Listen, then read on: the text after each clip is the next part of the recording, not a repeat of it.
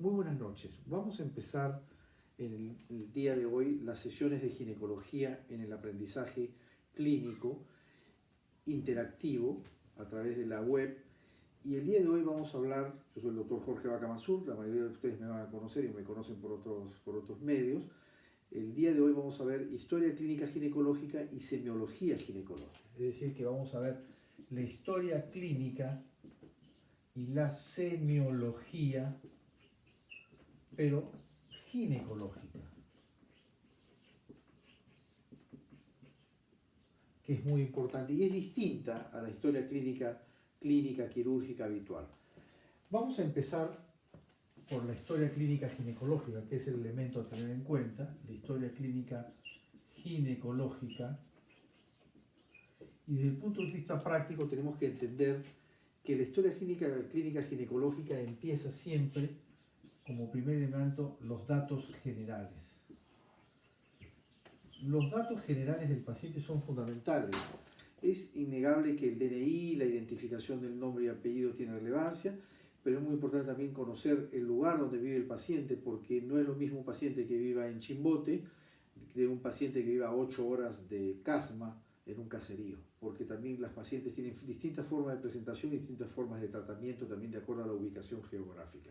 Entonces es muy importante los datos generales de dónde vive el paciente, e inclusive también las religiones, porque hay pacientes que son testigos de Jehová y que no aceptan las transfusiones sanguíneas. Entonces, como datos generales es muy importante las características que acabo de mencionar. El segundo elemento en la historia clínica ginecológica, que vamos a poner el número 2, es los antecedentes personales.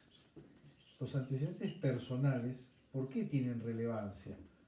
Porque incluyen características de la salud del paciente. Por ejemplo, dentro de los antecedentes clínicos, dentro de los antecedentes personales, valga la redundancia, tenemos que tener en cuenta si el paciente ha tenido algún tipo o presenta alguna enfermedad como diabetes, alguna enfermedad como hipotiroidismo o antecedentes de infecciones como tuberculosis, que son importantes. Es decir, los antecedentes personales de enfermedades del paciente son relevantes.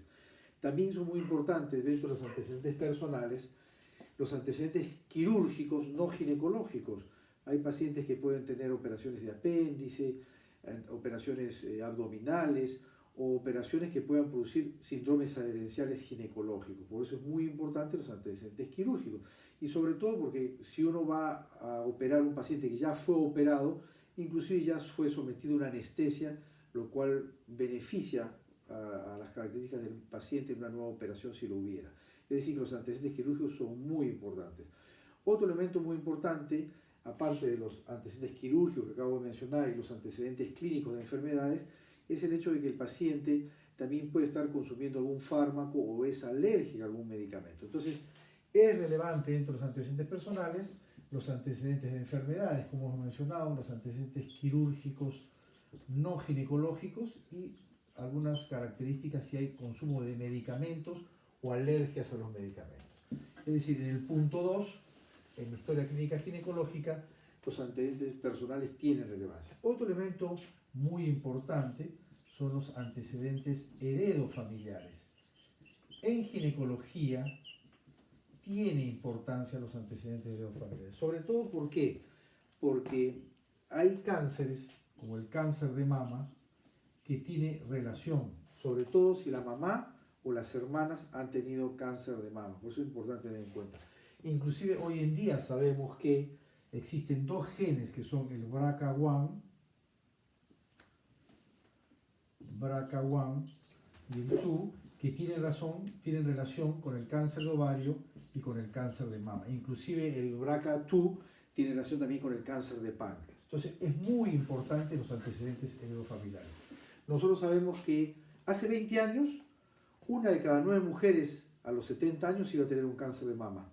Hoy ya no es una de cada 9, hoy es 1 de cada 8 mujeres. Por eso es muy importante los antecedentes heredofamiliares. Entonces empezamos mencionando los datos generales del paciente, empezamos mencionando los antecedentes personales del paciente, donde vimos, como acabamos de mencionar, anteriormente los antecedentes quirúrgicos, los antecedentes de enfermedades, medicamentos, y en este último, el tercer punto, vimos los antecedentes heredofamiliares.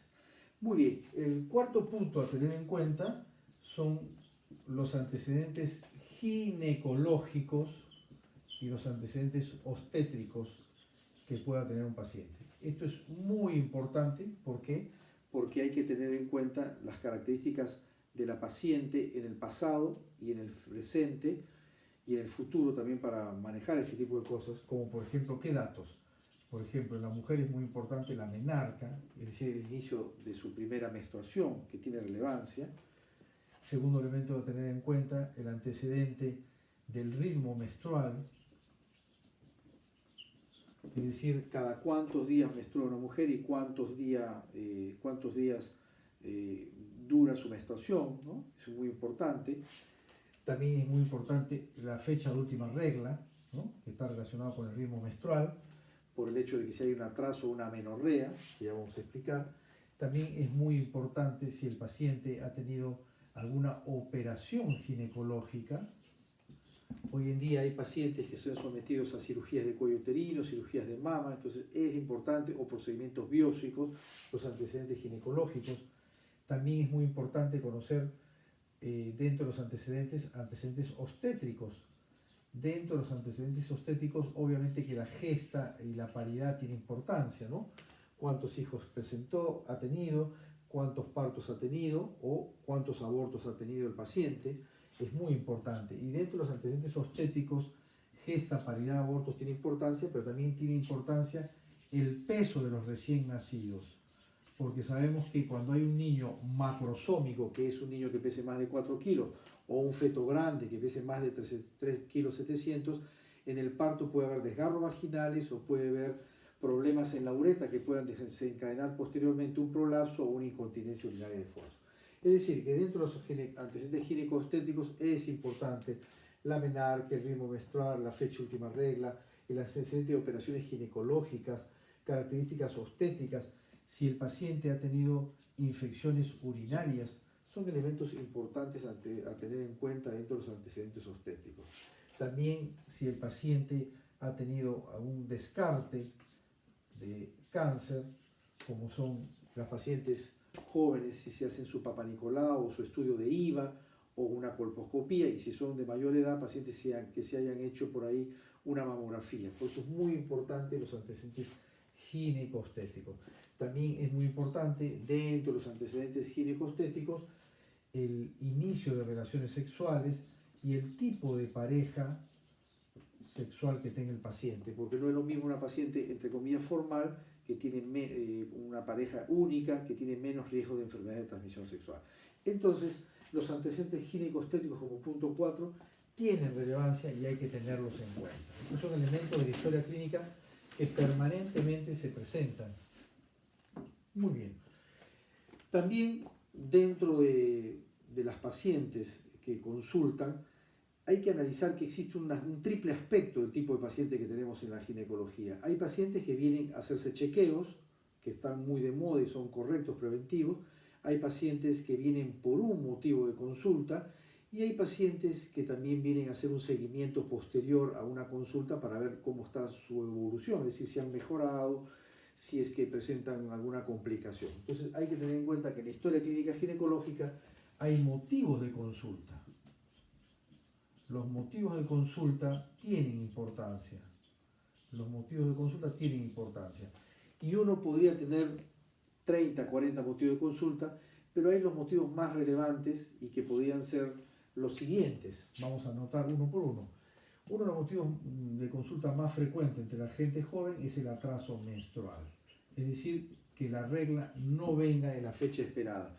Es importante tener en cuenta que existe un término que vamos a ir viendo que se llama amenorrea. Amenorrea es la ausencia de menstruación por más de 90 días, pero el atraso menstrual es nada más que la ausencia de la menstruación en la fecha esperada.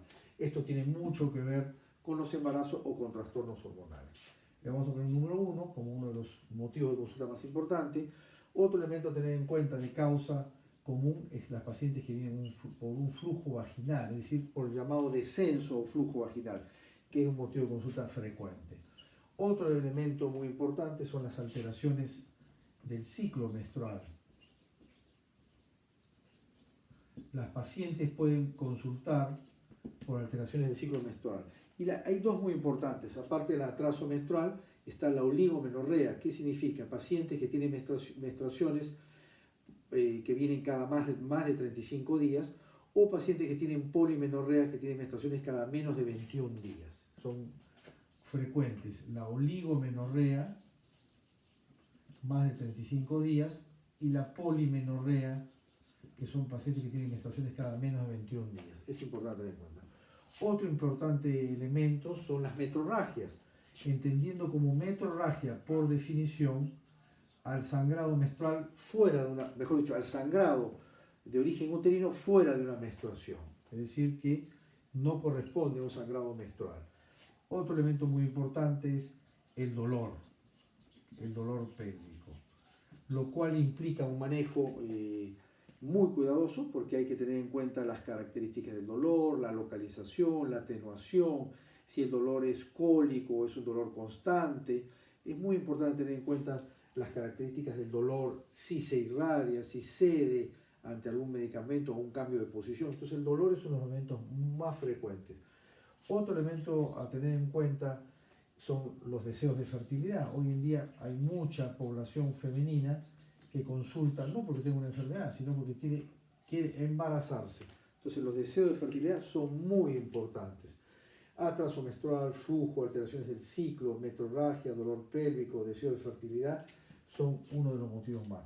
Otro elemento frecuente es la incontinencia urinaria de esfuerzo, es decir, paciente que refiere pérdida de orina al toser, al caminar, al cargar bultos, que también está acompañado por la sensación de bulto a nivel vulvar, que es el prolapso vaginal, ¿no? Que es frecuente también en pacientes que tienen incontinencia urinaria, sobre todo en pacientes que han sufrido partos por forceps o fetos macrosómicos que han producido un desgarro del periné, lo cual puede provocar algunos elementos como el prolapso vaginal o la incontinencia urinaria que puede haber. Otro elemento muy importante, aparte del atraso menstrual, flujo vaginal, alteraciones del ciclo, metrorragia, dolor pélvico, deseo de fertilidad, incontinencia urinaria o prolapso vaginal, pueden ser obviamente el chequeo, ¿no? Muchas pacientes hoy están preocupadas por el cáncer y necesitan hacerse chequeo ginecológico. Estos son motivos de consulta generales, pero también mucha gente joven, vamos a poner con el número 8 acá, acude buscando métodos anticonceptivos.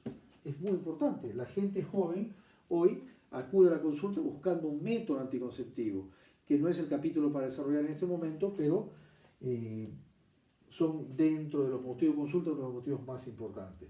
Entonces podemos concluir que habría muchos más motivos de consulta, pero podemos tener en cuenta de que esos son los motivos de consulta más importantes que existen, ¿no?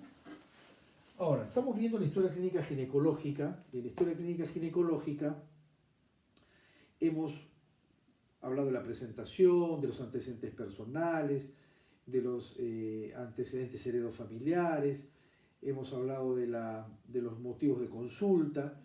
Vamos a hablar ahora del examen físico. En la historia ginecológica existe un examen físico. El examen físico es muy importante. Me dicen por el sistema de audífonos que tengo especial, algunas consultas que me hacen mientras doy la clase, de que qué relevancia puede tener el examen físico cuando la mayoría de la gente va a un ginecólogo y el examen físico se lo hacen muy rápidamente. Bueno, eso es un error que podemos tener los médicos ginecólogos y hay que tratar de rectificarlo. ¿Por qué? Porque la paciente ginecológica no es el aparato genital femenino. La paciente ginecológica también tiene un corazón, tiene un pulmón, un riñón y tiene un cerebro y también tiene una psiquis. Por lo tanto, hay que verlo en forma integral. Entonces, el examen físico, desde el punto de vista de la historia clínica ginecológica, siempre que tiene que iniciarse por el estado general del paciente. Y en el estado general del paciente, nosotros tenemos que tener en cuenta características básicas, como la tensión arterial del paciente, el pulso, también tener en cuenta el grado de índice de masa corporal, porque muchos pacientes son obesos y tienen relación con otras enfermedades como hipertensión, diabetes, lo cual se suma a la patología que pueda tener el paciente. Pues no es lo mismo operar a una paciente o tratar a una paciente por un prolapso que sea sana que una paciente que sea hipertensa y diabética y que tenga un prolapso. Es totalmente distinto. Es decir, que el estado general es muy importante en un paciente ginecológico y hay que tenerlo en cuenta y no hay que obviarlo, porque eso puede ser dañino para la paciente y dañino para el médico desde el punto de vista judicial también. Es decir, que el examen físico tiene que haber un estado general. Entonces, podemos decir como punto 1, en el examen físico, el estado general del paciente. Segundo elemento, aparte del estado general del paciente, hay que hacer siempre una evaluación del abdomen. Y no olvidarse de que si bien el paciente puede tener un problema ginecológico, la evaluación del abdomen es importante. Sobre todo las cosas básicas del abdomen, no la inspección del abdomen, si es un abdomen globuloso, un abdomen distendido, si tiene alguna tumoración o alguna alteración en la piel. Tumoración me refiero a